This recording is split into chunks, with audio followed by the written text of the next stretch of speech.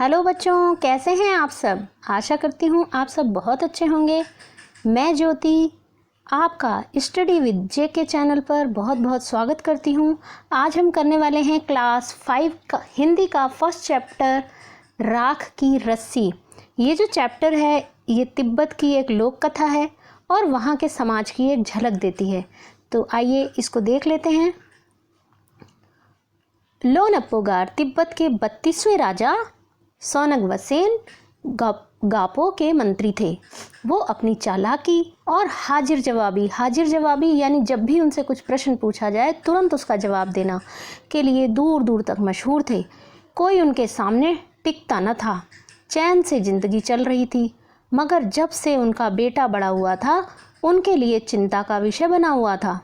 कारण यह था कि वह बहुत भोला था, होशियारी उसे छूकर भी नहीं गई थी। लोनप्पोगार ने सोचा, मेरा बेटा बहुत सीधा साधा है, मेरे बाद इसका काम कैसे चलेगा।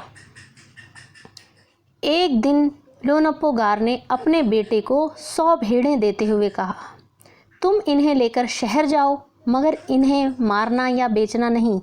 इन्हें वापस लाना 100 जौ के बोरों के साथ, वरना मैं तुम्हें घर में घुसने नहीं दूंगा। इसके बाद उन्होंने बेटे को शहर की तरफ रवाना किया। लोनप्पोगार का बेटा शहर पहुंच गया, मगर इतने बोरे जौ खरीदने के लिए उसके पास रुपए ही कहाँ थे। वह इस समस्या पर सोचने विचारने के लिए सड़क किनारे बैठ गया, मगर कोई हल उसकी समझ में नहीं आ रहा था। वह बहुत दुखी था। तभी एक लड़की उसके सामने आ खड़ी हुई। क्या बात है, तुम इतने दुखी क्यों हो। लोनप्पोगार के बेटे ने अपना हाल कह सुनाया, क्योंकि उसके पिता ने उसे मना किया था कि अगर वो ऐसा साथ में सामान नहीं लाएगा, 100 जौ के बोरे साथ नहीं लाएगा तो उसको घर नहीं घुसने देंगे। तो इसलिए वो बहुत दुखी बैठा हुआ था। तो लोनप्पोगार के बेटे ने अपना सारा हाल कह सुनाया उस लड़की को। इसमें इतना दुखी होने की बात नहीं है, मैं इसका हल निकाल देती हूँ। इतना कहकर लड़की ने भेड़ों के बाल उतारे और उन्हें बाजार में बेच दिया। जो रुपए मिले उनसे जौ के 100 बोरे खरीद कर उसे घर वापस भेज दिया। लोनप्पोगार के बेटे को लगा कि उसके पिता बहुत खुश होंगे, मगर उसकी आप बीती पर उन्होंने ध्यान नहीं दिया। वे उठकर कमरे से बाहर चले गए। दूसरे दिन उन्होंने अपने बेटे को बुलाकर कहा, पिछली बार भेड़ों के बाल उतार कर बेचना मुझे जरा भी पसंद नहीं आया। अब तुम दोबारा उन्हीं भेड़ों को लेकर जाओ, उनके साथ जौ के 100 बोरे लेकर ही लौटना। एक बार फिर निराश लोनप्पोगार का बेटा शहर में उसी जगह जा बैठा। न जाने क्यों उसे यकीन था कि वह लड़की उसकी मदद के लिए ज़रूर आएगी, और हुआ भी ऐसा, कुछ ऐसा ही। वह लड़की आई। उसने उनसे अपनी मुश्किल कह सुनाई। अब तो बिना जौ के 100 बोरों के मेरे पिता मुझे घर में घुसने ही नहीं देंगे।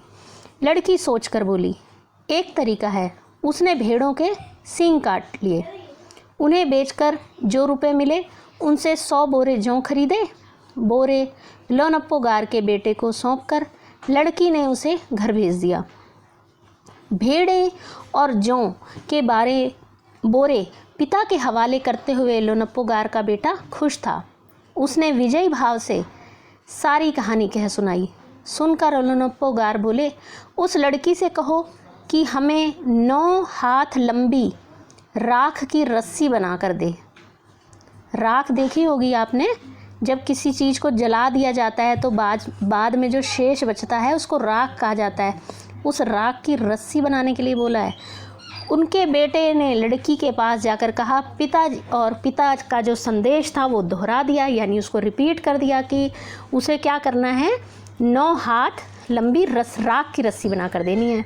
लड़की ने एक शर्त रखी, मैं रस्सी बना तो दूंगी, मगर तुम्हारे पिता को वह अपने गले में पहननी होगी। लोनप्पोगार ने सोचा, ऐसी रस्सी बनाना ही असंभव है, इसलिए लड़की की शर्त मंजूर कर ली। अगले दिन लड़की ने 9 हाथ लंबी रस्सी ली, उसे पत्थर के सिल पर रखा और जला दिया। रस्सी जल गई, मगर रस्सी के आकार की राख बच गई। इससे वह सिल समेत लोनप्पोगार के पास ले गई और उसे पहनने के लिए कहा। लोनप्पोगार रस्सी देखकर चकित रह गए। वे जानते थे कि राख की रस्सी को गले में पहनना तो दूर, उठाना भी मुश्किल था। हाथ लगाते ही वह टूट जाएगी। लड़की की समझदारी के सामने उनकी अपनी चालाकी धरी रह गई। बिना वक्त गवाए लोनप्पोगार ने अपने बेटे की शादी का प्रस्ताव लड़की के सामने रख दिया और धूमधाम से उन दोनों की शादी हो गई। यह कहानी आपको कैसी लगी कमेंट बॉक्स में लिखकर ज़रूर बताएं और इसके प्रश्न उत्तर को मैं नेक्स्ट पार्ट में लेकर आऊँगी। अगर वीडियो अच्छी लगी हो तो इसको लाइक ज़रूर कर दें, अपने फ्रेंड्स में दोस्तों में ज़्यादा से ज़्यादा शेयर करें। जो लोग चैनल पर नए हैं तो चैनल को सब्सक्राइब कर लें। Thanks for watching.